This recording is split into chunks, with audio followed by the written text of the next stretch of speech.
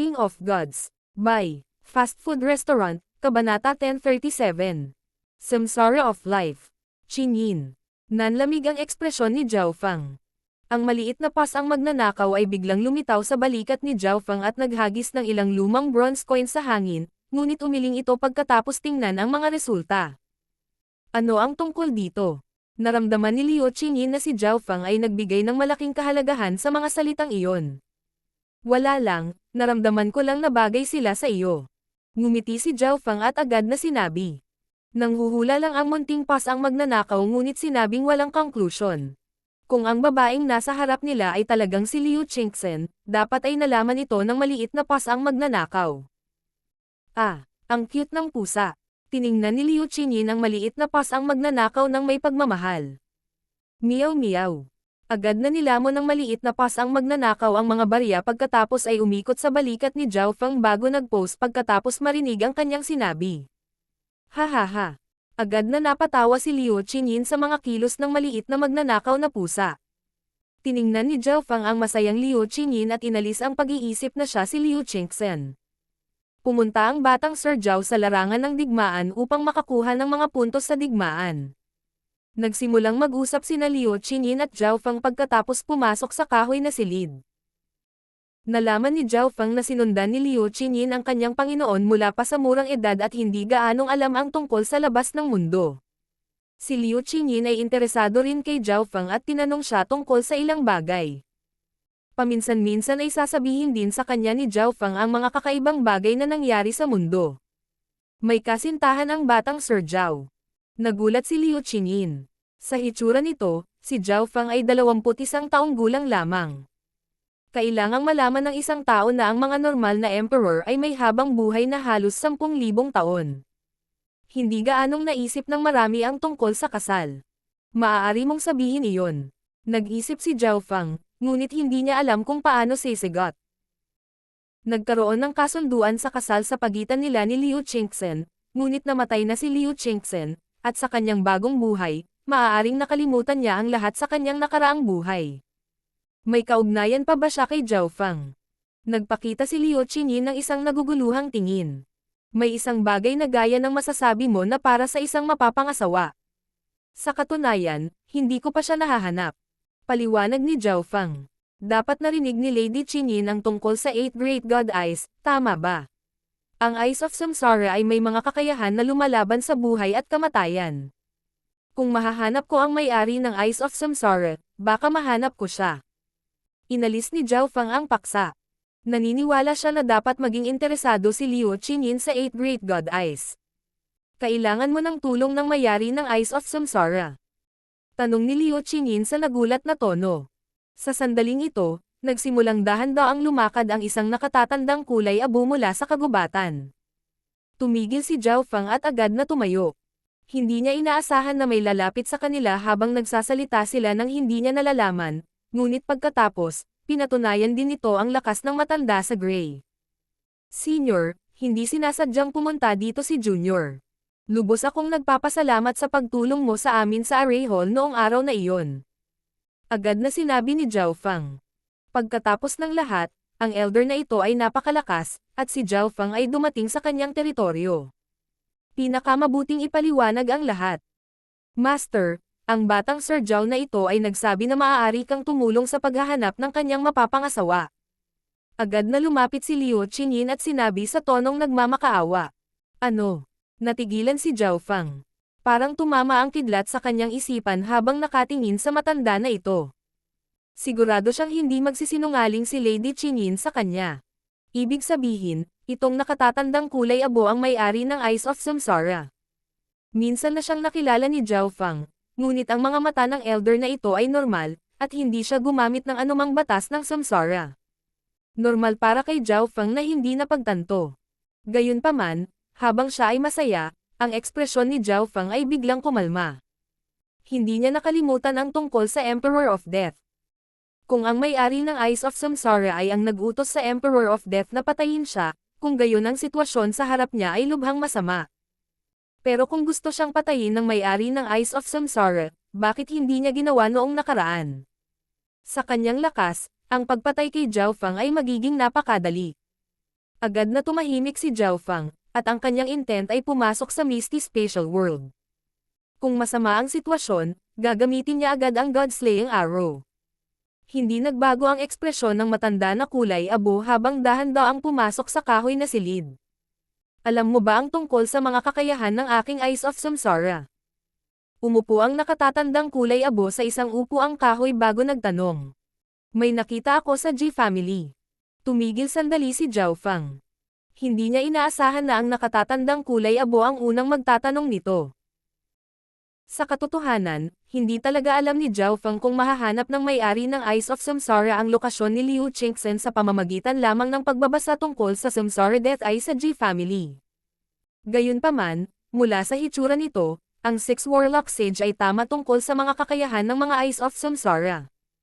Ang taong hinahanap mo ay gumamit ng isang tiyak na paraan upang mabuhay muli. Patuloy na tanong ng nakatatandang kulay abo. Tama iyan. Si Zhao Fang ay may normal na ekspresyon. Bagamat ang nakatatandang kulay abo ay nakikipag-usap sa kanya ng walang emosyon at mahinahon, si Zhao Fang ay ganap na nakabantay. Kung tutusin, hindi siya masyadong sigurado sa kakayahan ng mga mata ni Samsara. Kung bigla siyang inatake ng Elder, kakailanganin ni Zhao Fang na gamitin kaagad ang God-Slaying Arrow. Ang Eyes of Samsara ay nahahati sa Samsara of Life at Samsara of Death.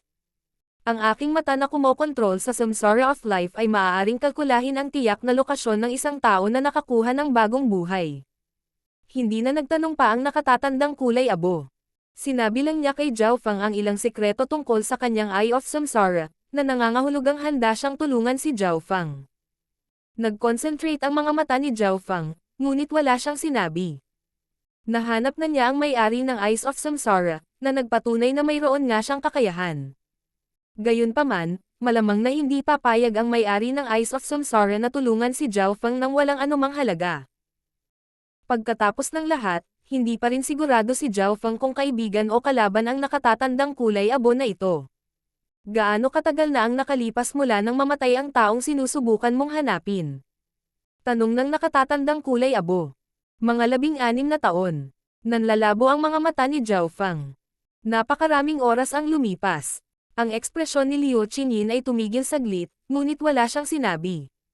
Masyadong maraming oras ang lumipas. Kaya ko lang kalkulahin ang lokasyon ng kanyang bagong buhay kung ang kanyang katawan ay mahusay na napreserba. Ang nakatatandang kulay abo ay may walang pakialam na ekspresyon sa buong panahon. Ito. Tumigil sandali si Zhao Fang. Naging abo ang katawan ni Liu Qingchen nang pumasok siya sa ika-49 na palapag ng Fanlun Ancient Sound Palace. Gaya ng inaasahan, maraming limitasyon ang kakayahang ito na lumalaban sa langit. Kahit na ang Eyes of Samsara ay hindi mahanap ang isang partikular na tao nang walang anumang tulong. Salamat sa pagsasabi sa akin, Senior. Pinagdikit ni Zhao Fang ang kanyang mga kamay at yumuko. Kahit na ang Emperor of Death ay kamag-anak sa Elder na may kulay abo, ang nakatatandang kulay abo ay nagsabi kay Zhao Fang ng sikreto ng mga mata ni Samsara at nalutas ang tanong sa kanyang puso. Mula ngayon, hindi na kailangang hanapin ni Zhao Fang ang may-ari ng Eyes of Samsara. Munting kaibigan, malamang na curious ka tungkol sa isyu sa Emperor of Death, tama ba? Biglang ngumiti ang nakatatandang kulay abo, at muling naging maingat si Zhao Fang. Nakita ko siya 1,000 taon na ang nakalilipas at nag-iwan ng Mark of Samsara sa kanya. Matapos siyang buhayin, nakiusap sa akin ang Emperor of Death na bigyan siya ng pagkakataong matupad ang kanyang mga kahilingan. Nang makitang inapo din siya ng isa sa mga God Eye, binigyan ko siya ng pagkakataon. Mahinang sabi ng nakatatandang kulay abo. Hindi ko akalain na ang little friend ay magagawang talunin ang Emperor of Death, na naging mas malakas pa pagkatapos mamatay. Ang iyong mata ay may potensyal na hindi mas mahina kaysa sa 8 Great God Eyes. Ang nakatatandang kulay abo ay tumingin sa kaliwang mata ni Zhao Fang at sinabi sa isang tiyak na tono. Salamat sa pagpuri sa akin, Senior. Ngumiti si Zhao Fang. Wala siyang masamang intensyon sa sinabi ng may-ari ng Eyes of Samsara. Sa halip, ang Elder na naka-gray ay mahinahong nagpapaliwanag ng isyu tungkol sa Emperor of Death. Higit pa rito, naramdaman din ni Zhao Fang na ang nakatatandang kulay abo ay interesado lamang sa kanyang kaliwang mata. Natupad na ang hiling ng junior na ito. May importante akong dapat asikasuhin, kaya aalis na ako. Kung may kailangan si senior sa hinaharap, gagawin ng junior na ito ang lahat para tumulong. Matapos malaman ang lahat, nagpaalam si Zhao Feng sa elder na kulay abo. Siya ay lubos na handa na bumuo ng isang magandang bono sa may-ari ng Eyes of Samsara kung wala siyang masamang layunin. Hindi ka paalisin ng matandang ito. Sabi ng nakatatandang kulay abo. Lady Qingyin, sana marinig ko ang iyong chin sa hinaharap. Tumingin si Zhao Feng kay Liu Qingyin at nagpaalam. Meow meow. Ikan-away din ng maliit na pas ang magnanakaw ang kanyang mga paa. Master, si Young Sir Zhao ba ang taong may hinaing sa Emperor of Death? Tanong ni Liu Qingyin pagkaalis ni Zhao Feng, at tumango ang nakatatandang kulay abo. Biglang nagbago ang mga mata ni Liu Qingyin habang nakatingin siya sa direksyon kung saan patungo si Zhao Feng. Master, pakiramdam ko may masamang mangyayari. Agad na lumapit si Liu Qingyin sa matanda sa gilid ni Gray. Nilinang niya ang daw ng libangan at ang daw ng buhay mula pa noong bata pa siya, at mayroon siyang mataas na pangunawa sa kanilang dalawa. Kaya naman nagtiwala siya sa kanyang sentido. Huwag kang mag-alala, nandito ako. Isang ngiti na may malalim na kahulugan ang isiniwalat ng nakatatandang kulay abo. Whoosh! Umupo si Zhao Feng sa lumilipad na nagninangas na karwahe at mabilis na tumakbo sa langit at lupa. Nakaramdam si Zhao Feng ng hindi kilalang kalungkutan pagkatapos umalis sa tirahan ng may-ari ng Eyes of Samsara. Huwag kang mag-alala tungkol dito. May mas importante pa akong mga bagay. Kinalma ni Zhao Feng ang kanyang sarili. Matapos mapigil, napagtanto ni Zhao Feng na ang elder na may puting buhok ay napakalayo, at patungo siya sa kabilang direksyon mula sa destinasyon ni Zhao Feng. Bubuhayin ko ang buhay mo mamaya. Kalmado ang ekspresyon ni Zhao Feng habang patungo siya sa Land Province War Hall. Hindi niya inabala ang matanda na may puting buhok. Kung tutusin, kung talagang gusto niya itong patayin, hindi siya makakatakas. Sa wakas ay dumating si Zhao Feng sa Land Province War Hall makalipas ang ilang dosenang araw. Ang Land Province War Hall ay isang palasyong gawa sa puting jade na nagbigay ng lumang aura. Ibang-iba ito sa War Hall sa Ling Province. Hindi mabilang na mga eksperto at mga tao ang lumipat sa mga hangganan ng War Hall, ngunit ang isa ay nangangailangan ng mga dokumento ng pagkakakilanlan o ang inspeksyon ng mga gwardya upang makapasok. Si Zhao Feng ay walang anumang mga dokumento ng pagkakakilanlan, kaya kailangan niyang pumasok sa War Hall sa ilalim ng pagbabantay ng mga gwardya. Inilibot ng mga mata ni Zhao Feng ang lugar at nakita ang hindi mabilang na mga salita sa ginto sa isang malaking stone tablet. Ang isa sa mga tapyas ng bato ay nagpakita ng listahan ng mga tao sa nangungunang 1,000 na may pinakamaraming puntos ng digmaan. Kung mas mataas ang pangalan ng isa, mas maliwanag ang ginto. Nakikita mo yon. Biglang lumitaw ang pangalang iyon sa tuktok ng unang stone tablet ilang araw na ang nakalipas. Ang Zhao Feng na iyon ay hindi eksaktong kilala. Tila, maraming puwersa ang nakakilala sa kanyang ipinakita sa paglilitis sa Crown Prince. Alam ko iyon, ngunit alam mo ba na siya ay orihinal na nasa ika-1,900 na lugar, ngunit bigla siyang tumalon. Nabalitaan ko na natalo niya ang Sacred Lord myriad forms ng mga hindi tao. Maraming tao sa paligid ng warboard. Maraming tao ang tumingin dito at pinalakas ang loob nila. Inihambing ng iba ang kanilang sarili sa isa't isa, at mayroon ding mga ahensya ng impormasyon dito na nagbigay pansin sa mga ranggo sa board. Hihihi. Tama talaga ang mga pagtatansya ng Ninth Prince. Ngumiti si Zhao Feng at sobrang nasiyahan sa kanyang rangkang. King of Gods, Kabanata 1038. Pagpapalitan ng mga mapagkukunan. Hihihi, tama talaga ang mga pagtatansya ng Ninth Prince. Ngumiti si Zhao Feng at tumingin sa third rank sa unang stone tablet. Noon, tinansya ng Ninth Prince na ang mga puntos ng digmaan ni Zhao Feng ay maglalagay sa kanya sa nangungunang 10. Sa unang labanan, ang mga warpoint ni Zhao Feng ay agad na nalampasan ang halos 1,000,000 tao na lumalaban sa Land Province at nakapasok sa nangungunang 2,000. Ito ay sapat na upang lumikha ng isang malaking talakayan. Sa ikalawang labanan, ang mga naipong warpoint ni Zhao Feng ay pumasok sa nangungunang 10. Rank 3rd siya. Bagamat hindi masyadong malaki ang pagkakaiba sa mga puntos ng digmaan sa nangungunang 5,000 sa warboard rankings, napakalaki ng pagkakaiba ng bawat tao sa nangungunang 100. Halos lahat ng nasa top 10 ay Sacred Lords. Kailangang malaman ng isang tao na ang isang Sacred Lord ay makakakuha ng malaking halaga ng mga punto ng digmaan bawat buwan sa pamamagitan lamang ng pagbabantay sa lungsod. Higit pa rito, ang digmaan ay hindi umabot sa antas kung saan ang magkabilang panig ay maglalaban anumang oras. Sa makatuwid, ang pagkakaiba sa mga punto ng digmaan sa pagitan ng mga Sacred Lord at ng iba ay napakalaki. Agad na ginulat ni Zhao Feng ang lahat sa pamamagitan ng paglampas sa Sacred Lords, na halatang nakataas ang atensyon ng maraming tao. Sinulyapan ito ni Zhao Feng bago sumunod sa gwardya sa lugar kung saan sila nagpapalitan ng mga mapagkukunan. Maraming tao dito na nagpapalitan ng resources. Bukod sa mga eksperto na nagpapalitan ng mga mapagkukunan, ang iba ay narito upang pamahalaan, ipamahagi, at ayusin ang mga mapagkukunan. Ano ang iyong pangalan? Tanong ng isang matanda na may puting buhok sa harap ng isang mesa na natatakpan ng papel. Zhao Feng.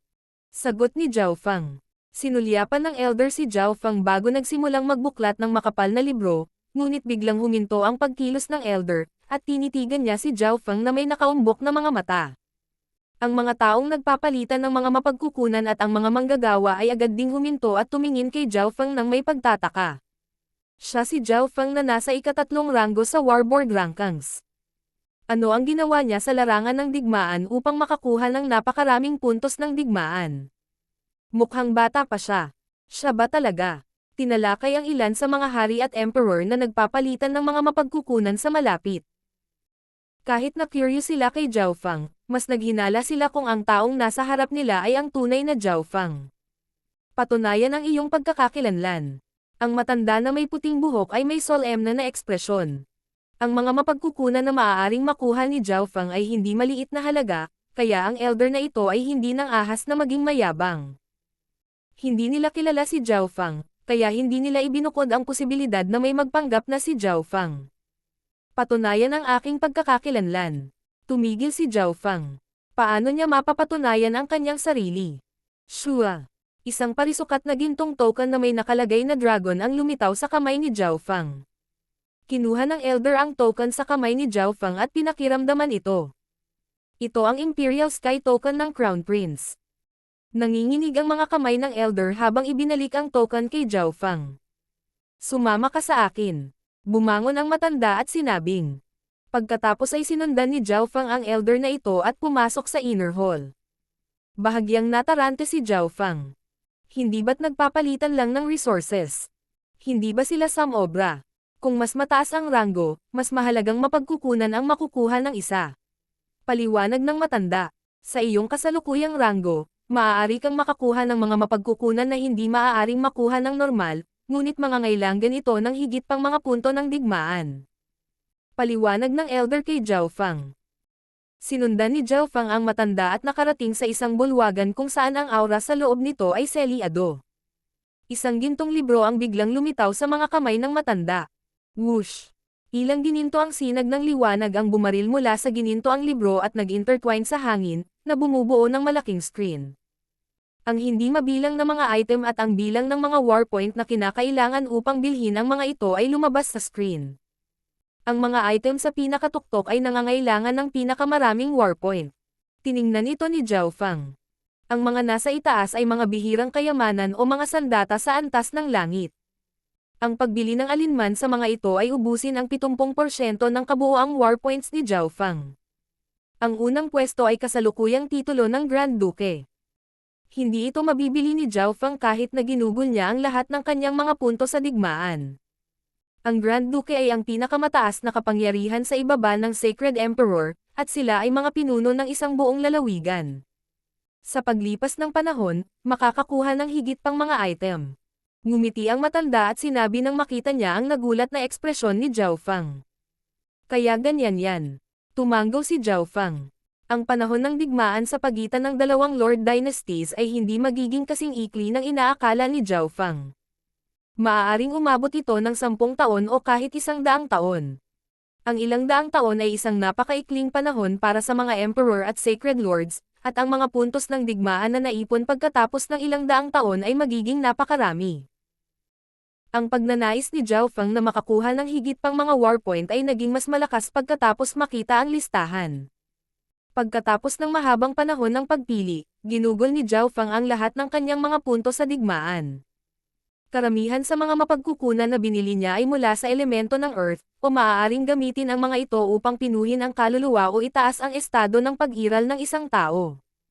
Kapag ang isa ay gumamit ng masyadong marami sa parehong mapagkukunan, ang epekto nito ay lubos na bababa, kaya bumili siya ng iba't ibang mga bagay. Iniulat ng elder ang lahat ng gusto ni Zhao Fang. Kinabukasan, iniabot ng matanda ang isang interspatial na singsing. Zhao Fang, lahat ng gusto mo ay nandito.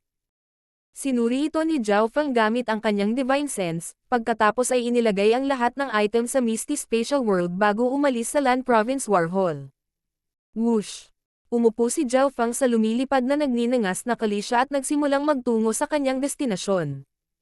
Pagkaraan ng ilang sandali, huminto si Zhao Fang, at ang mapa ng Great Gun Lord Dynasty ay lumitaw sa kanyang isipan.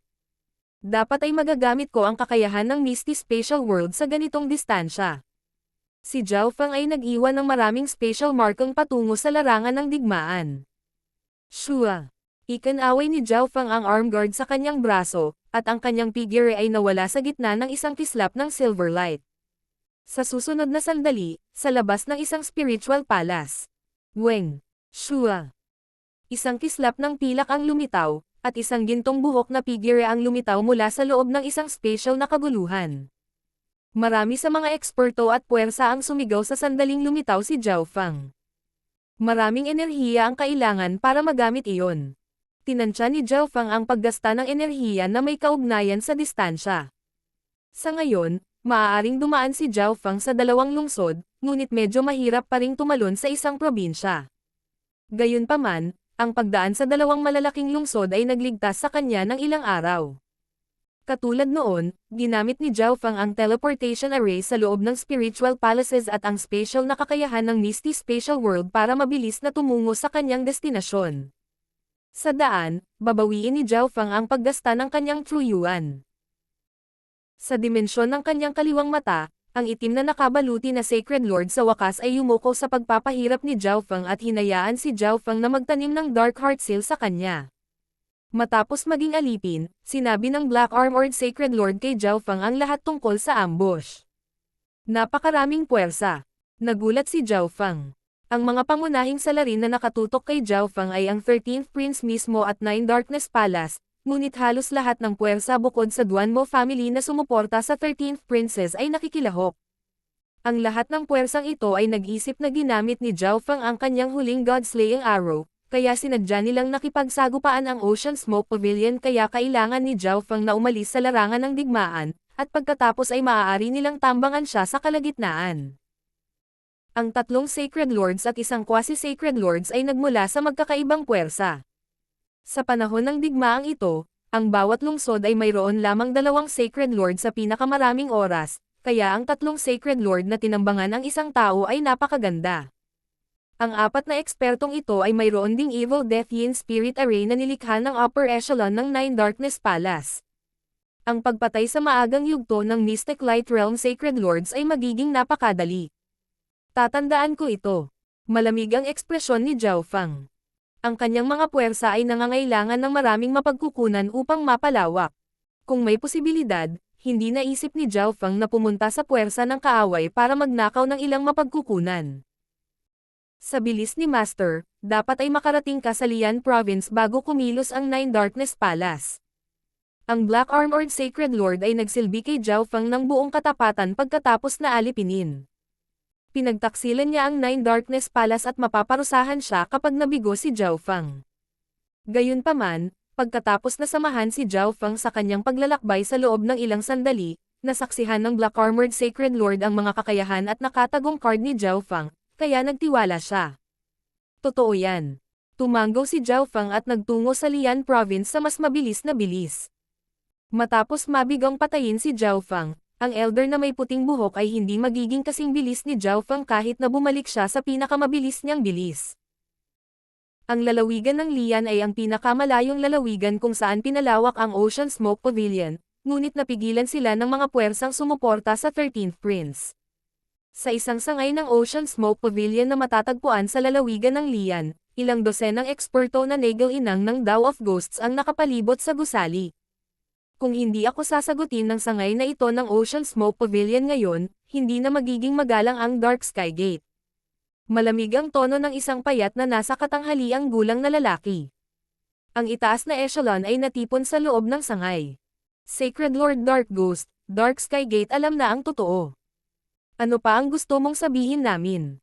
Ang pinuno ng sangay na ito ay isang elder na naka-green na nagsalita sa walang magawang tono. Masyadong malayo ang lalawigan ng Lian sa karagatan. Si Bichingyo at ang Old Monster Shoe ay mangangailangan ng ilang buwan bago makarating. Gayunpaman, kahit na dumating sila, hindi sila magiging kapaki-pakinabang. Ang Dark Sky Gate ay isa sa malalaking puwersa sa ilalim ng Nine Darkness Palace, at nag-specialize sila sa pangangalap ng intel. Isinasantabi ang sariling lakas ng Sacred Lord Dark Ghost, ang pangunahing isyo ay ang Nine Darkness Palace sa likod niya. Kung nagmamadali ang Ocean Smoke Pavilion, maaaring direktang makialam ang Nine Darkness Palace. Hahaha, katotohanan ng mga miyembro ng Ocean Smoke Pavilion na nagnanakaw ng impormasyon mula sa Dark Sky Gate at pumatay sa mga pangunahing miyembro ng Dark Sky Gate. Ang Sacred Lord Dark Ghost ay may masamang ekspresyon. Grand Elder, kailan tayo kikilos? Naiinip na tanong ng isang elder sa tabi ng Sacred Lord Dark Ghost. Ginagawa nila ito para pilitin si Zhao Feng na lumayo sa larangan ng digmaan para ma-ambush nila siya sa kalagitnaan. Kapag namatay si Zhao Feng, ang kanyang mga puwersa ay yuyuko lahat sa Nine Darkness Palace. Hindi pa dumarating ang balita mula sa itaas. Nag-message ang Sacred Lord Dark Ghost. Magiging kakilakilabot ang sitwasyon kung tatapusin nila ang Ocean Smoke Pavilion nang hindi namatay si Zhao Feng.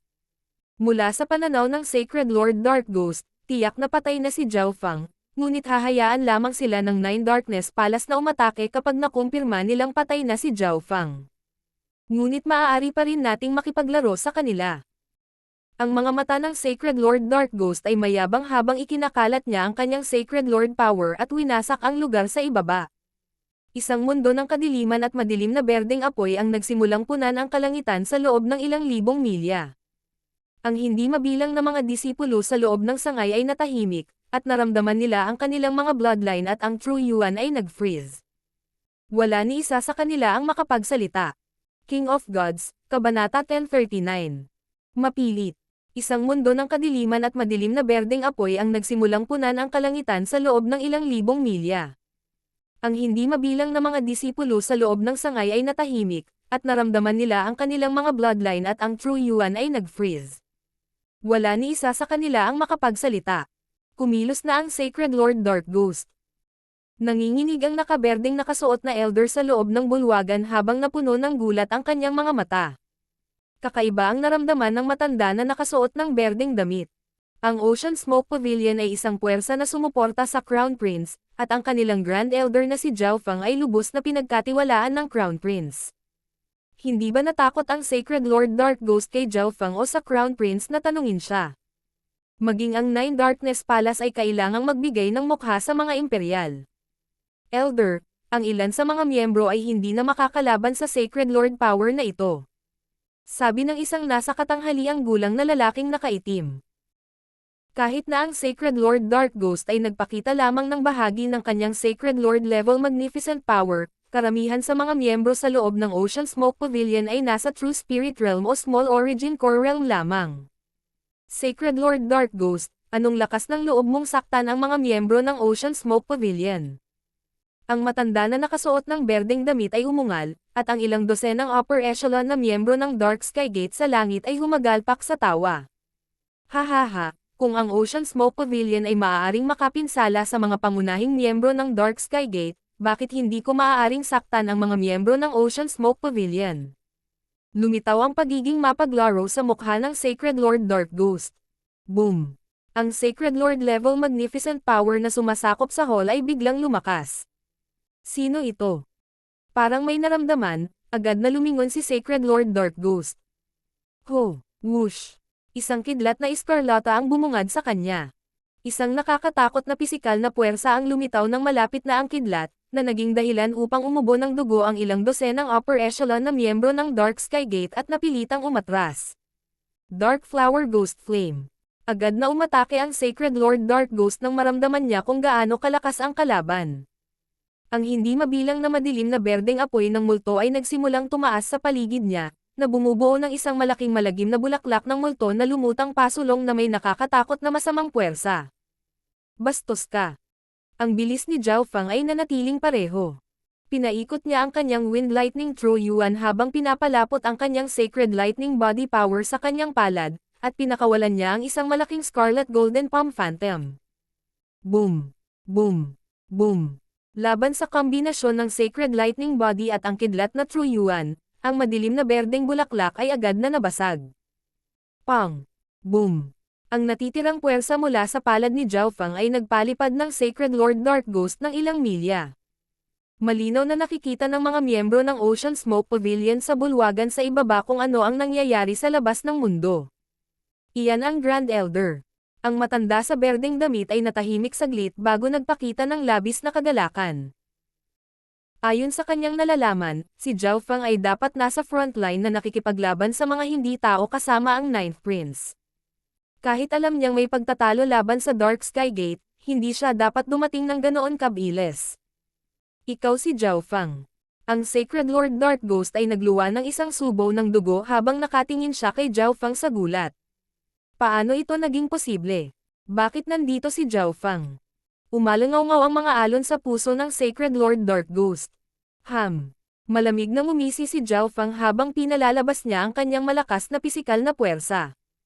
Ang mga miyembro ng Dark Sky Gate sa paligid ni Zhao Fang ay agad na nakaramdam ng matinding pressure. Parang isang buong bundok ang nasa ibabaw nila. Nahirapan silang huminga, at hindi sila makagalaw. Ano? Nakakagulat ba na makita ako?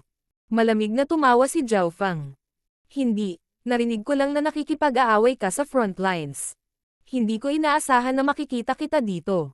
Halos ihayag ng Sacred Lord Dark Ghost ang kanyang sarili at nakonsensya. Gayunpaman, kahit na alam ni Zhao Fang ang tungkol sa sitwasyon, paano siya makakarating ng napakabilis? Higit pa rito, ang 13th Prince ay nagtakda ng isang ambush.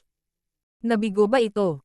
Ayon sa kanyang nalalaman, 3 Sacred Lord ang ipinadala para sa pananambang. Ang mga tanong sa puso ni Sacred Lord Dark Ghost ay nagpalamig sa kanya. Kung hindi magbibigay ng paliwanag ang Dark Sky Gate sa pananakit sa mga disipulo ng Ocean Smoke Pavilion, hindi mo na kailangang bumalik. Pinigilan ng pisikal na pressure at magnificent power ni Zhao Fang ang ilang dosenang miyembro ng Dark Sky Gate habang malamig siyang tumingin sa Sacred Lord Dark Ghost. Zhao Fang, ito ang nangyari. Kanina, isang miyembro ng Ocean Smoke Pavilion ang nakipagsagupaan sa isang tao mula sa Dark Sky Gate at napatay ang isang core na disipulo ng Dark Sky Gate. Mabagal na sabi ng Sacred Lord Dark Ghost sa tono ng negosasyon. Siyempre, ang mga miyembro ng Ocean Smoke Pavilion na pumatay sa core disciple ng Dark Sky Gate ay matagal nang pinatay ng Dark Sky Gate, kaya walang sino man ang magpapatunay nito. Dahil nakabalik ka ngayon, naniniwala akong bibigyan mo ng paliwanag ang Dark Sky Gate. Sabi ng Sacred Lord Dark Ghost sa may kumpiyansa na tono, na parang naniniwala siya kay Zhao Fang. Ang battle power na ipinakita ni Zhao Fang ay nagdulot ng matinding pag-iingat sa Sacred Lord Dark Ghost. Wala siyang kalamangan sa pakikipaglaban kay Zhao Fang dito. Naniniwala siya na hindi pa kakawalan ng Nine Darkness pala si Zhao Fang kung makakaalis siya at iulat ito. Grand Elder, ang Dark Sky Gate ang gumawa ng lahat ng ito. Walang nangyaring ganyan. Lumipad palabas ng gusali sa ibaba ang matanda na nakasuot ng berde at magalang na sinabi. Narinig ko ang tungkol dito mula sa isang elder ng Dark Sky Gate. Maaaring medyo iba ang katotohanan sa sinabi ko. Ang Sacred Lord Dark Ghost ay patuloy na nagsisinungaling ng walang anumang ebidensya. Kung hindi man ito ang katotohanan, sinasabi mo bang pumunta ka rito para salakayin ang mga miyembro ng Ocean Smoke Pavilion ng walang anumang ebidensya? Galit na tanong ni Zhao Fang. Zhao Fang, ano ang gusto mong gawin? Ang Sacred Lord Dark Ghost ay may solemn na ekspresyon. Hindi niya inaasahan na ganoon kalakas si Zhao Fang. Hindi ba niya alam na ang Dark Sky Gate ay isang subordinate force ng Nine Darkness Palace? Ganap na inilipat ni Zhao Fang ang kanyang Sacred Lightning Body, at isang mapanglon na presyon ang lumabas mula sa kanya. Nagsimulang tumulo ang dugo mula sa mga bibig ng mahigit 100 miyembro ng Dark Sky Gate na natatakpan ng presyon ni Zhao Fang, at ang tunog ng mga bitik ng buto ay nagmula sa kanilang mga katawan. Ang lakas ng loob mo. Ang Sacred Lord Dark Ghost ay umungal. Ibinaba niya ang kanyang ulo kay Zhao Fang, ngunit ang huli ay hindi nagbigay ng anumang mukha sa kanya at ginamit pa niya ang kanyang mga nasasakupan upang pagbabantaan siya. Ang mga taong ito ay mula sa gitna hanggang sa mataas na echelon ng Dark Sky Gate. Ang ganitong mga pagkalugi ay sapat na para mahulog ang Dark Sky Gate sa loob ng 1,000 taon. Wala ka talagang magandang memorya. Nagdilim ang ekspresyon ni Zhao Fang habang pinapaikot niya ang kanyang Fire and Wind Lightning at pinalapot ito sa kanyang palad. Boom! Weng! Weng! Isang malaking iskarlate gintong palad ng kidlat ang tumulak pasulong. Kapansin-pansing nagbago ang ekspresyon ng Sacred Lord Dark Ghost. Ang kapangyarihang nakapaloob sa palad na ito ay mas malakas pa kaysa sa huli. Whoosh! Isang itim na kalasag na may mga mukha ng multo ang lumitaw sa harap ng Sacred Lord Dark Ghost. Weng! Ang itim na liwanag ay nagmula sa itim na kalasag, at nabuo ang isang masungit na mukha. Boom! Ang itim na mukha ng multo ay sumama sa iskarlate gintong palad ng kidlat ni Zhao Fang. Anong kapangyarihan? Nakaramdam ng nakakatakot na puwersa ang Sacred Lord Dark Ghost, at nagsimulang manginig ang kanyang mga kamay. Nagsimula na ring magdilim ang masungit na mukha ng multo sa itim na kalasag. Boom! Agad na nabasag ang masungit na mukha ng multo, at muling pinalipad ang Sacred Lord Dark Ghost habang natatakpan ng mga paso ang kanyang katawan. Zhao Fang, talagang magiging mapuwersa ka at hindi magsasabi ng mga bagay ng may dahilan. Gumapang ang Sacred Lord Dark Ghost at mabangis na sinabi. May alam ka pa ba tungkol sa dahilan? Sumunod si Zhao Fang habang pinapaikot niya ang kanyang pisikal na puwersa at ang kanyang kapangyarihan ng Wind Lightning. Lumitaw ang takot sa puso ni Sacred Lord Dark Ghost habang tinitingnan niya ang malakas na Zhao Fang. Sa dalawang maikling palitan lang, alam ng Sacred Lord Dark Ghost na hindi siya ang kakampi ni Zhao Fang. Zhao Fang, ang Dark Sky Gate ang may kasalanan. Handa kaming bayaran ang Ocean Smoke Pavilion para sa anumang pagkalugi. Agad na sabi ng Sacred Lord Dark Ghost. Sa pagharap sa makapangyarihang Zhao Fang, magagamit lamang ng Sacred Lord Dark Ghost ang pamamaraang ito. Pagsisisihan mo ito, Zhao Fang. Ang Sacred Lord Dark Ghost ay nagngangalit ang kanyang mga ngipin at nagmura sa kanyang puso. Pagkatapos ay bayaran mo ako ng Primal Crystal Stones. At dahil sinabi mo na ang mga miyembro ng Ocean Smoke Pavilion ay nagpunta upang magnakaw ng impormasyon mula sa Dark Sky Gate, hayaan ang Elder na ito mula sa Ocean Smoke Pavilion na bisitahin ang Intel Headquarters ng Dark Sky Gate. Napaka-dominante ng tono ni Zhao Fang habang binibigay niya ang kanyang mga hinihingi. Hindi niya binigyan ng pagkakataon si Sacred Lord Dark Ghost na sumagot. Mabuti. Ang Sacred Lord Dark Ghost ay hindi nakaimik at pumayag na lamang matapos magngangalit ang kanyang ngipin sa mahabang panahon. Salamat, Grand Elder. Yumuko ang matanda na nakasuot ng berde. Ang pagpapalam sa isang tulad niya, na dalubhasa sa pangangalap ng Intel, na pumasok sa Intel Headquarters ng Dark Sky Gate ay magbibigay daan sa kanila na mangalap ng maraming sikreto at impormasyon. Pagkatapos ay sinundan ng nakaberdeng Elder ang Sacred Lord Dark Ghost at nagtungo sa Dark Sky Gate. Pinili ni Zhao Fang na manatili sa sangay na ito ng Ocean Smoke Pavilion sa loob ng Lian Province sa ilang sandali dahil alam niyang kikilos ang Nine Darkness Palace. Ilang mahalagang mapagkukunan na may mga elemento ng apoy, hangin, at kidlat ang lumitaw sa mga kamay ni Zhao Fang sa loob ng Misty Spatial World. Ang mga elementong ito ay nagsanib sa dimensyon ng Crystal Core ni Zhao Fang. Kahit sinong quasi-sacred lord ay may kakayahang subukang makapasok sa Mystic Light Realm. Ang true yuan na dimensyon at estado ng pag-iral ni Zhao Fang ay natugunan na ang mga pangunahing kinakailangan upang maging isang sacred lord, ngunit ang kanyang pangunawa ay medyo hindi pa rin nawawala. Gayunpaman, kung ang dalawang iba pang aspeto ni Zhao Fang ay sapat na mataas, kung gayon ay maaaring baliwalain ni Zhao Fang ang pagkakaiba sa pag-unawa at gamitin na lamang ang 100 Origin Sacred Honey para makalusot. Habang nilinang ni Zhao Fang ang 5 Elemental Wind Lightning Technique, pinag-aralan din niya ang mga diskarte sa eye bloodline, mga teorya ng kaluluwa, at kung paano maunawaan ang kapangyarihan ng God Tribulation Lightning. Wala pang 10% ng God Tribulation Lightning ang nananatili sa Demigod Head. Napabuntong hininga si Zhao Feng. Ang kapangyarihan ng God Tribulation Lightning ay ang kanyang pagpatay na hakbang, at ito ay nakatulong sa kanya sa maraming mga panganib. Masayang bumalik ang nakaberdeng matanda pagkaraan ng ilang araw. Ano ang nakuha mo? Tanong ni Zhao Feng pagkatapos lumabas sa pag-iisa. Ang Dark Sky Gate ay isang intel agency para sa Nine Darkness Palace.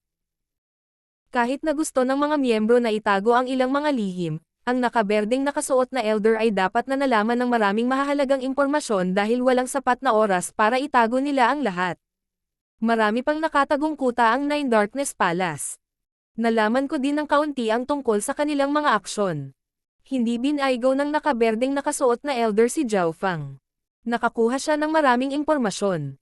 Higit pa rito, ang Nine Darkness Palace ay nagpadala ng 2 early-stage Mystic Light Realm Sacred Lords sa Kang Ocean mahigit 1 taon na ang nakalipas. Nagpatuloy ang nakaberdeng matanda. Kailangang malaman ng isa na ang 13th Prince ay nagpadala lamang ng 3 unang yugto ng Mystic Light Realm Sacred Lords upang patayin si Zhao Feng. Sino ang nakakaalam kung bakit ipinadala ng Nine Darkness Palace ang 2 Sacred Lords na ito? Ang Kang Ocean. Nagsimulang mag-isip si Zhao Feng. Malamang nalaman nila ang background ni Nan Gongsheng. Ang Nine Darkness Palace ay nakatuon sa pagkakaroon ng kapangyarihan ng Evil God. Ang boses ng Black Armored Sacred Lord ay tumunog mula sa loob ng Misty Spatial World. Hindi maganda, ang True Martial Sacred Land. Kapansin-pansing nagbago ang ekspresyon ni Zhao Feng. Sa Kang Ocean, malapit sa True Martial Island Zone, 2 malamig na figure na nakaitim ang lumutang sa ibabaw ng walang limitasyong karagatan. Kaya ito ang True Martial Island Zone. Isang lalaking may pulang buhok at itim na robe ang naglatag ng kanyang divine sense na may malamig na tingin. Hindi ko inasahan na ang mababang ranggo na lugar ay magbubunga ng isang henyo tulad ng Nan Gongsheng. Ang isa naman ay isang malamig na babae na nakaitim na damit, at nagsalita siya sa walang emosyong tono. Kung hindi dahil sa katotohanan na ang Ocean Smoke Pavilion ng brat na si Zhao Feng ay sumikop sa lugar ng karagatan, ang puwersa ng Nine Darkness Palace ay makakapag-expand sa lugar na ito. King of Gods, Kabanata 1040. Pagdating sa True Martial Sacred Land. Sa loob ng isang eleganteng bulwagan sa pangunahing espiritual na rurok ng True Martial Sacred Land, isang masamang lalaki na may kulay ube at dugo na buhok ang natatakpan ng isang bowl ang pilak. Nan Gongsheng, lubusan mo na ngayong pinagsama-sama ang iyong pundasyon at maaari mong patuloy na makuha ang kapangyarihan ng Evil God. Ang nasa sabik na boses ng Evil God Mental Thought Body ay tumunog mula sa katawan ni Nan Gongsheng. Bagamat si Nan Gongsheng ay nasa unang yugto pa lamang ng Mystic Light Realm, ang kanyang kultibasyon ay mabilis na tataas at maaabot sa mga unang yugto ng Mystic Light Realm kung patuloy niyang sisipan ang kapangyarihan ng Evil God. Nagtataka ako kung gaano kalakas si Zhao Feng. Binuksan ni Nan Gongsheng ang kanyang mga mata na kulay dugo at tumingin sa malayo. Hindi magiging kapareha mo ang batang iyon kahit na maging Sacred Lord. Ang hindi nasisiyahang boses ng Evil God Mental Thought Body. Si Nan Gongsheng ay may kapangyarihan ng isang Evil God, ngunit iniisip pa rin niya ang isang normal na tao bilang kanyang kalaban. Dahil dito, ang Evil God Mental Thought Body ay labis na namumuhi. Boom! Boom! Boom! Umalangaw mula sa labas ng mundo ang malalakas na unos habang ang nakakatakot na pagdagsa ng kapangyarihan ng demonyo ay pumuno sa hangin, at 2 figurang nakaitim ang pumasok sa gitna ng Sacred Land. Lahat ng mga eksperto sa 2 pangunahing spiritual peaks at 33 side spiritual peaks sa loob ng True Martial Sacred Land ay nagulat, at maraming makapangyarihang divine senses ang nagsimulang lumitaw. Sino ang nang-ahas na pumasok sa gitna ng Sacred Land? Ang isang sinaunang emperor mula sa Mystic True Sacred Clan ay agad na umungal, at isang elder na may puting buhok at isang makapangyarihang emperor-level magnificent power ay bumangon sa hangin. Isang babaeng nakasuot ng itim na damit ay lumipad din palabas mula sa Thousand Darkness Sacred Clan na may kislap ng itim na liwanag. Ito ay, ang sinaunang emperor mula sa Mystic True Sacred Clan ay nanginginig habang nakatingin sa 2 figurang nakaitim na lumulutang sa hangin. Pakiramdam niya ay isa siyang langgam laban sa 2 supreme figure na ito. Anumang random na pag-iisip mula sa alinman sa kanila ay maaaring pumatay sa kanya kaagad. Ang elder mula sa Thousand Darkness Sacred Clan ay tumigil din sa paggalaw. Napagtanto niya na maaari lamang niyang maabot ang lugar sa ilalim ng 2 figure. Maaari ko bang malaman kung saan nanggaling ang mga senior at kung bakit ka napunta sa True Martial Sacred Land? Ang sinaunang emperor mula sa Mystic True Sacred Clan ay agad na nagsalita ng may paggalang. Bilang isang pinakamataas na emperor ng angkan, ramdam niya kung gaano katikot ang 2 taong ito. Maaari lamang silang maging Mystic Light Realm Sacred Lords na naghari sa pinakamataas. Kahit na ang Grand Elder ng angkan ay walang ganoong pressure. Narito ang Nine Darkness Palace para hulihin si Nan Gongsheng. Malamig na sabi ng malademonyong nasa katanghaliang gulang na lalaki na may pulang buhok at itim na damit. Nang sabihin ang mga salitang Nine Darkness Palace, natigilan ang lahat ng hari at emperor, kasama ang mga sinaunang emperor na kadalasang nasa pag-iisa. Lahat sila ay nagpakita ng nakakatakot na mga ekspresyon. Sa sandaling ito, ang lahat ng mga eksperto sa loob ng True Martial Sacred Clan ay lumitaw sa hangin at yumoko na may magalang na mga ekspresyon. Ang Nine Darkness Palace ay isang maalamat na puwersa sa loob ng Continent Zone, at ito ay dating isang 4-star power sa tuktok nito. Ang Nine Darkness Palace ay isang ipinagbabawal na pangalan sa gitna ng 2-star at kahit na 3-star na puwersa sa Kang Ocean. Hindi nila inaasahan na personal nilang makikita ang isang Sacred Lord Demonic daw. Nine Darkness Palace. Ang isang quasi-sacred lord na may kulubot na balat at madilim na dilaw na tuldok sa kanyang mukha ay agad na nagmulat ng kanyang mga mata. Siya ay kasalukuyang nasa loob ng isang banal na kaharian sa Mystic True Sacred Clan. Isang angkan mula sa isang continent zone. Isang elder na may pilak na buhok ang kasalukuyang nag-aapoy ng demonyong apoy sa ilalim ng Thousand Darkness Sacred Clan, at agad siyang tumayo. Nan Gongsheng. Nagsimulang magpanik si Emperor Mikong mula sa Mystic True Sacred Clan. Si Emperor Mikong ang amo ni Nan Gongsheng mula sa Mystic True Sacred Clan. Hindi ko inaasahan na matutugunan ako ng Nine Darkness Palace hanggang dito. Agad na lumabas ang isang masamang kulay purple at dugo mula sa Mystic True Sacred Clan. Nan Gongsheng, siya. Tiningnan ni Emperor Mikong ang kulay purple and blood-colored figure na umaakyat sa langit ng may pagkabigla. Mystic Light Realm Sacred Lord. Bulalas ng isang sinaunang emperor mula sa Mystic True Sacred Clan. Tanging ang mga Sacred Lords lamang ang maaaring baliwalain ang pressure mula sa 2 Sacred Lords of Nine Darkness Palace na ito. Lahat ng elder ng Mystic True Sacred Clan ay may kakaibang naramdaman kay Nan Gongsheng pagkabalik niya, ngunit bukod sa Grand Elder na hindi kailanman lumabas sa pag-iisa, walang ibang nakakita sa kanyang cultivation. Naramdaman lang nila na si Nan Gongsheng ay napakalakas at hindi maarap. Walang nag-iisip na si Nan Gongsheng ay naging isang Sacred Lord. Hindi pa nagkaroon ng ganitong batang Mystic Light Realm Sacred Lord sa kasaysayan ng Kang Ocean. Lahat ng hari at emperor ng Mystic True Sacred Clan ay natigilan at natuwa, ngunit nanlamig ang kanilang mga katawan at nahulog ang kanilang mga puso nang maalala nila ang 2 figure na parang mga Diyos sa hangin. Paano ito posible? Nan Gongsheng. Ang numero 1 henyo ng Thousand Darkness Sacred Clan, si Meng Shi, ay tumingin sa ganap na kakaibang Nan Gongsheng at hindi nakalma mula sa kanyang pagkabigla sa napakatagal na panahon. Hindi niya inaasahan na naging Sacred Lord si Nan Gongsheng pagkabalik niya mula sa Continent Zone. Sa sandaling ito, hindi na makakahabol si Meng Shi kahit na matapos ang 100 o kahit 1,000 taon. Higit pa rito, mula sa mga salita ni Nan Gongsheng, tila siya ay hinahabol ng Nine Darkness Palace hanggang sa bumalik siya sa True Martial Sacred Land. Hindi maisip ni Meng Shi kung gaano kalakas si Nan Gongsheng para mabuhay siya sa pagtugis ng pinakamataas na puwersa ng demonic daw ng Continent Zone. Hindi katakataka na ang isang sulyap mula kay Nan Gongsheng pagkatapos niyang bumalik ay maaaring mawalan siya ng gana na lumaban. Nan Gongsheng. Nagbago ang ekspresyon ng 2 Sacred Lords mula sa Nine Darkness Palace habang nakatingin sila kay Nan Gongsheng. Nagsimulang maging solemn na ang mga ekspresyon nila. Nakaligtas si Nan Gongsheng sa maraming pagtugis mula sa Nine Darkness Palace, at nasugatan pa niya ang Sacred Lord Dark Lotus. Sa pagkakataong ito, malayo na ang narating nilang 2 para makarating dito.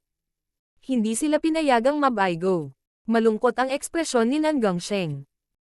Hindi siya masyadong kumpiyansa sa pakikipaglaban sa 2 early stage na Mystic Light Realm Sacred Lords ng sabay-sabay. Nagtataka ako kung ano ang ginawa ni Nan Gongsheng para sa Elders of Nine Darkness Palace na personal na pumunta dito sa True Martial Sacred Land. Osang elder na may kulubot na balat at mga tuldok sa kanyang mukha ay dahan-daang lumutang palabas mula sa ipinagbabawal na bakuran ng Mystic True Sacred Clan at nagtanong sa isang magalang na tono. Bilang isang Sacred Lord, naramdaman niya kung gaano kakilakilabot ang dalawang upper echelon na miyembro ng Nine Darkness Palace. Grand Elder. Lahat ng mga miyembro ng upper echelon at mga disipulo ng Mystic True Sacred Clan ay yumuko. Isang itim na nakasuot na elder na may pilak na buhok ang lumitaw sa labas ng malaking bulwagan ng isa pang pangunahing espiritual na tuktok at tahimik na pinanood ang lahat. Pinatay ni Nan Gongsheng ang lahat ng elite mula sa Nine Darkness Palace sa Divine Illusion Dimension. Ang gayong masama at masamang tao ay dapat parusahan ng Nine Darkness Palace. Sabi ng medyo may edad na lalaki na may pulang buhok at itim na damit. Malinaw na hindi niya sasabihin sa kanila ang tungkol sa pagpatay ni Nan Gongsheng sa mga emperor mula sa Nine Darkness Palace at matinding pinsala sa isang Sacred Lord. Nan Gongsheng, kung alam mo kung ano ang mabuti para sa iyo, sumama ka sa amin, kung hindi, ang True Martial Sacred Land ay magtataglay ng walang limitasyong apoy ng galit mula sa Nine Darkness Palace. Sabi ng malamig na babaeng nakaitim. Ano? Ang 33 star na kapangyarihan sa loob ng True Martial Sacred Land ay agad na napuno ng takot at gulat. Sa kanilang mga mata, isinasantabi ang pinakamataas na 3-star demonic Dao Force mula sa Continent Zone, kahit na ang normal na 3-star forces ay mga halimaw. Gayunpaman, hindi sila pinahintulutang magpasya ng anuman. Ang gulat ay lumitaw sa mukha ng Sacred Lord Thousand Darkness. Mula sa kanyang pananaw, ang dalawang Sacred Lords sa langit lamang ang nagawang sirain ang buong True Martial Sacred Land. Higit pa rito, si Nan Gongsheng ay hindi isang disipulo ng Thousand Darkness Sacred Clan. Hindi niya talaga gustong lumitaw ang isang batang Sacred Lord sa Mystic True Sacred Clan sa simula. Mga senior, dapat may hindi pagkakaunawaan. Paano mapapatay ng isang alagad ng aking angkan ang mga henyo ng Nine Darkness Palace? Sabi ni Sacred Lord Zuan Ming mula sa Mystic True Sacred Clan. Kahit na si Nan Gongsheng ay may mga palatandaan ng pagsasanay sa demonic Dao, susubukan niyang protektahan si Nan Gongsheng hanggat kaya niya dahil si Nan Gongsheng ang pinakabatang Sacred Lord sa kasaysayan ng Mystic True Sacred Clan. Tumingin si Nan Gongsheng kay Sacred Lord Zuan Ming na may pambihirang tanda ng pasasalamat. Kung tutusin, sa lugar na ito siya nagtanim mula pa noong bata pa siya. Ang True Martial Island Zone ang kanyang tahanan, at narito rin ang kanyang mga magulang. Kinu-question mo ba ang Nine Darkness Palace? Ang malamig na babae na nakasuot ng itim na damit ay umungal at nagpakawala ng nakakatakot na kapangyarihan na naging dahilan upang hindi makahinga ang hindi mabilang na mga nilalang sa ilalim nila. Hindi ako nangangahas na gawin iyon. Sana lang ay bigyan ako ng Nine Darkness Palace ng pagkakataon. Ang Mystic True Sacred Clan ay handang magbayad ng anumang halaga. Malungkot ang ekspresyon ng Sacred Lord Zuan Ming habang patuloy siyang nagsasalita. Kasabay nito, nagpadala siya ng mensahe sa Grand Elder ng Thousand Darkness Sacred Clan at nakiusap sa kanya na tumulong. Handang bayaran ng True Martial Sacred Clan ang anumang halaga para sa pagkakasala ni Nan Gongsheng sa Nine Darkness Palace. Sa wakas ay nagsalita si Sacred Lord Thousand Darkness pagkatapos nangako sa kanya ang Grand Elder ng Mystic True Sacred Clan ng maraming gantimpala. Hahaha. Ang mga langgam mula sa Kang Ocean ay nangangahas na huwag pansinin ang Nine Darkness Palace. Ang demonic Dao Sacred Lord na may pulang buhok at itim na damit ay nagalit sa galit habang siya ay umuungal sa pagtawa. Nan Gongsheng, sisirain ko ang Mystic True Sacred Clan ngayon, huhulihin ka, at ibabalik kita sa Nine Darkness Palace. Ang malamig na babae na may suot na itim na damit ay naningkit ang kanyang mga mata, at ang pinakamataas na aura ng demonic Dao ay lumitaw sa langit at lupa at durog pababa na parang bumabagsak ang langit. Hindi maganda.